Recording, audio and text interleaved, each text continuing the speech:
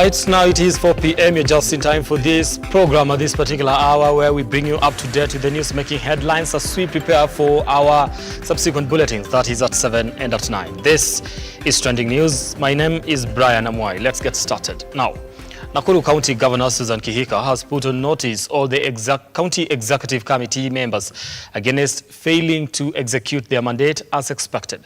Now, speaking after overseeing the signing of performance contracts by the CEC arms, Kihika called on her cabinet to prioritize development projects that will benefit the common man, while cautioning land grabbers that her administration will not tolerate such acts of impunity.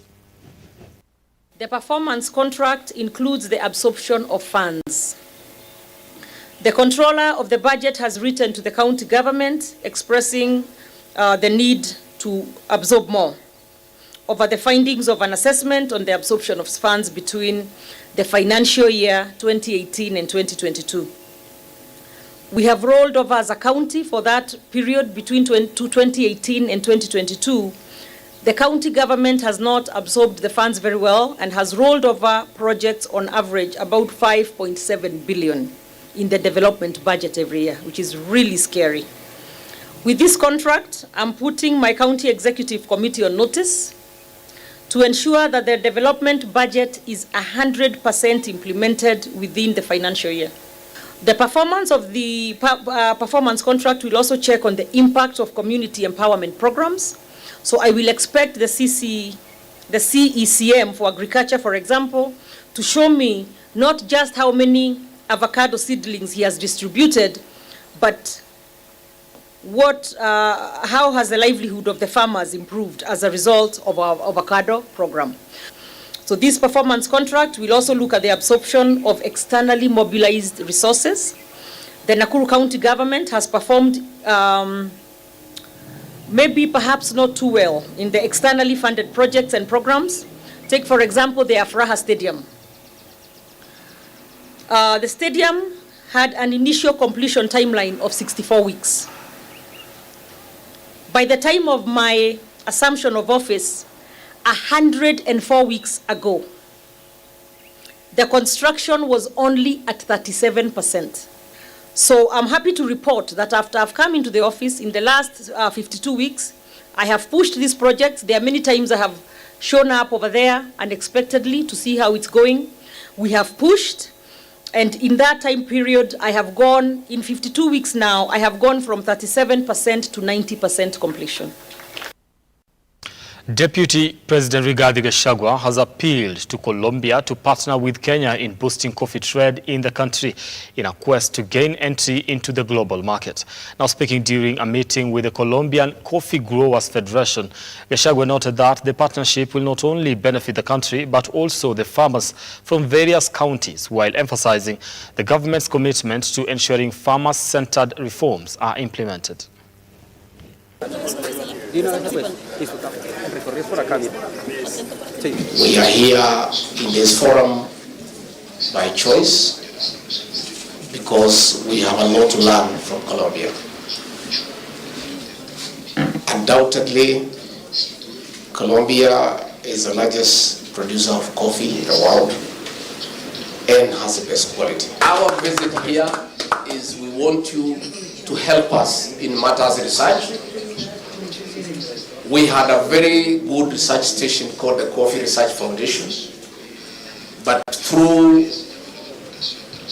some mistakes that were made in terms of policy, that research was abandoned, and as a result, we have not come up with better varieties that are disease resistant, and we want you to help our hand as we are doing reforms to bring back the Coffee Research Foundation, and we can borrow some good lessons on your research capacity in this country.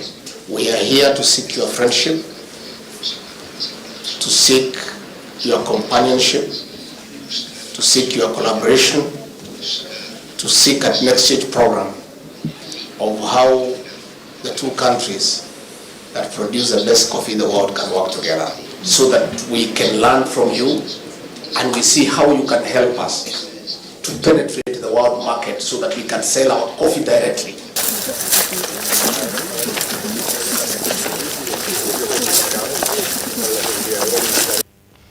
Now, as the nation prepares for the forecasted El Nino rains, Kakamega County government says it has taken adequate measures to mitigate the effects associated with the heavy downpour.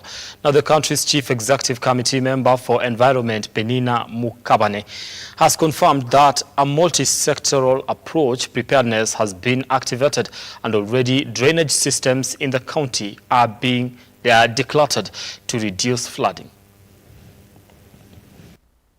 Tunazingatia ile mwelekeo pia tunapewa na Council of Governors. Kulingana na ile mwelekeo ambayo Council of Governors imepeana, kila county inafaa ikuwe na ile contingency plans ambayo itaonyesha ni interventions aina gani mumeweka in place, preparedness, mitigation na response actions gani ambazo tumepanga in case tuadhiriwe na mvua wa El Nino. Kwa sasa hivi Wizara ya Public Works na Roads wanashughulika kuhakikisha hizo drain zote zinasafishwa, yani kutoa uchafu ili drainage ikuwe sawa.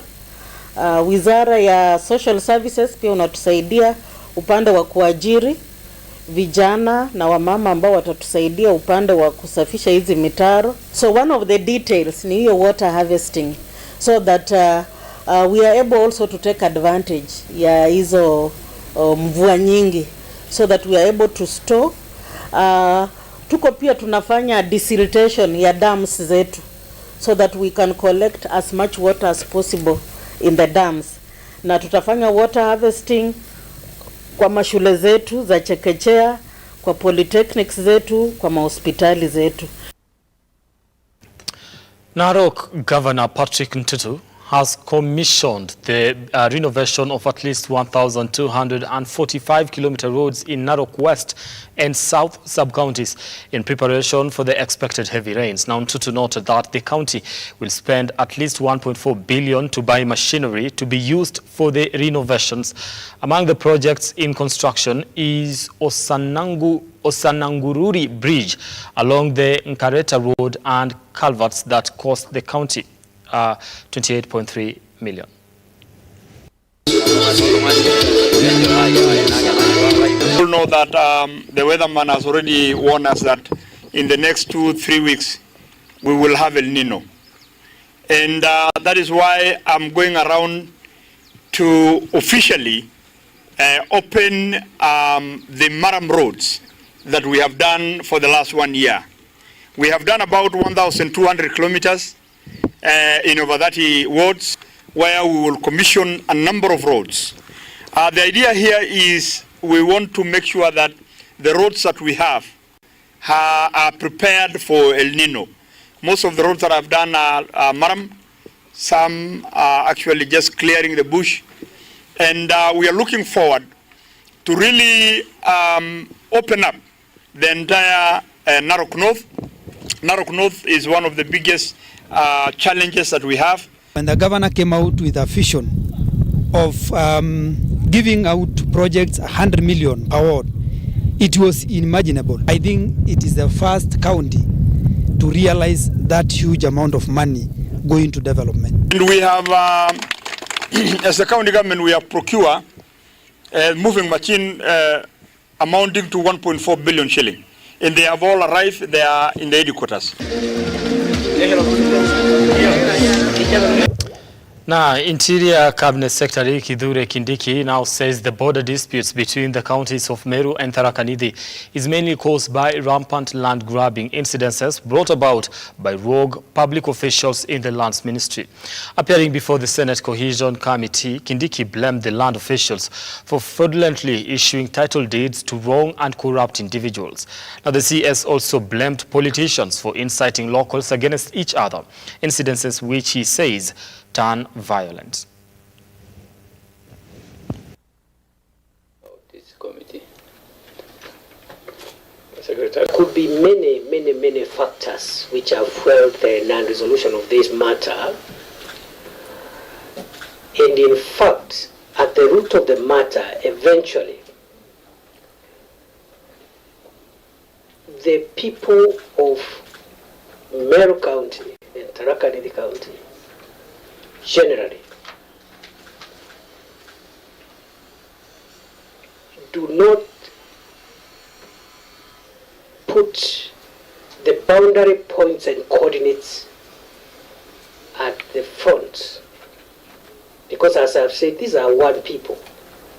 They trade, they just one people. But on a typical day, some people from America, there have been over the period occasional flare-ups of tensions, and in between, during political campaigns, political leaders from either side using that to mobilize for votes, and that has led to some unnecessary tensions and sometimes loss of life, including as late as last year.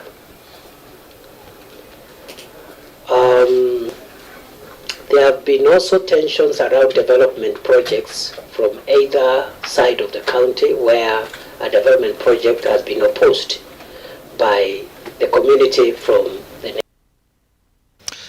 Now, in a bid to support President William Ruto's bottom-up agenda, the Ministry of Education has approved the recognition of the prior learning policy, which is set to recognize skilled workers who lack academic certificates. Now, the initiative brings reprieve to thousands of youth in the country who are struggling to fit in the job market. The acting director of the Kenya National Qualifications Authority, Dr. Alice Kande, while addressing the press in a Syrian hotel in Naivasha, stated that the program will enable the beneficiaries to get government jobs as well as contracts. For a long time, we have not had this kind of a program. And as we appreciate the formal education and training, we also realize that there are those who might have been forgotten because either they dropped out of the formal education and training and they got probably into the industry. And they have been doing so well in that context. And while they have been doing so well, they have not had a formal certification of that skill. And so a highlight of this policy is that now we have a provision to acknowledge that context. So we are saying that we are appreciating that learning is happening anywhere, every time. So we are appreciating formal, non-formal, and informal way of acquisition of learning. We're appreciating that it is opening doors to so many that have been probably denied opportunities because they did not have a certificate to show of it, yet they have a skill, a competence that they have. And we are also cognizant of the focus of the current government. We are keen on the key areas, and specifically looking at the manufacturing sector. We're looking at construction, for instance. We're looking at a lot that is happening in the industry, and we're seeing so many people who are very good and fine in what they are doing. Talk about plumbing, talk about those small and minute skills that people are really able to do. So how is it that we can enable them, even if it is recognizing as a micro unit, but we recognize it as something that can actually enable someone to grow. The aim is to have it done so that these people at the pyramid can come out, be assessed, and they are given certificates. Those certificates will improve their livelihood. They can now compete for government tenders. They can even seek employment outside the country. They can also start their companies. And that's why we are here. We have done a review to address the issue of the bottom-up economy. We also have many changes globally. The world is changing a lot. Now they want very small qualifications. The world doesn't want people who spend 4 years in school. They just want me to spend even 1 month and I come up with one single skill that will give me a job.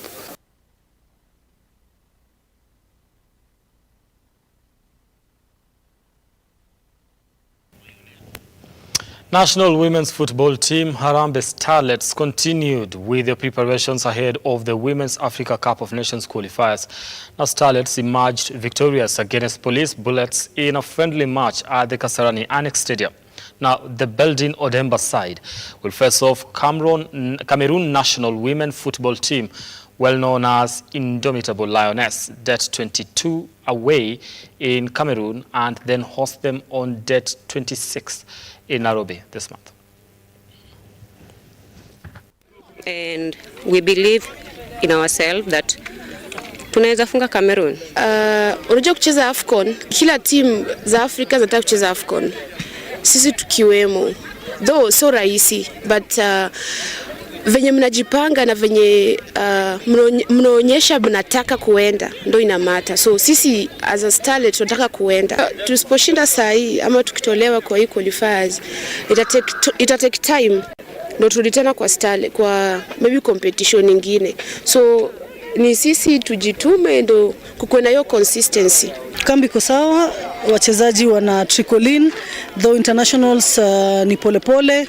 At least Terry ameshafika, tunangojea bado wachezaji wengi kama akina Dogo bado hajaweza kufika, Majolin bado hajaachiliwa na team, nani kutoka Yanga, Winket na wachezaji wengine kadhaa, na wataingia pengine tarehe ile sitapenda sana, wengi wataingia tarehe 18, watakuwa na siku kidogo sana ya kujitayarisha. Kile tunaomba kama technical bench ni eti wakuje wakiwa fit. Now the Africa Football Summit has started today in Nairobi with the main theme being transforming our game.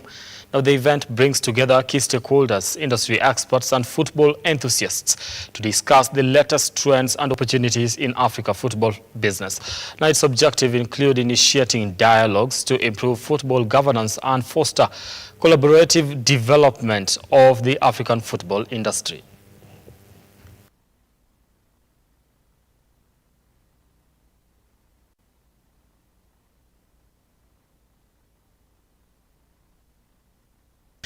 All right, now these were just news in brief. The details of this particular stories will be coming your way in our subsequent bulletins at 7 p.m.